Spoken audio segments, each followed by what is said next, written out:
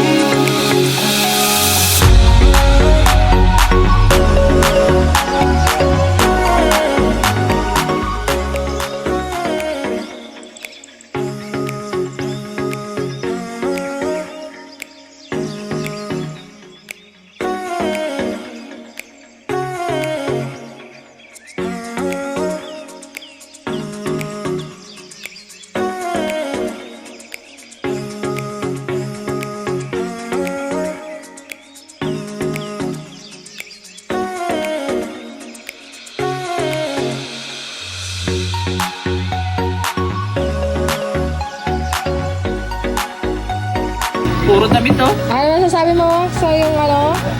Walang mic. Ah,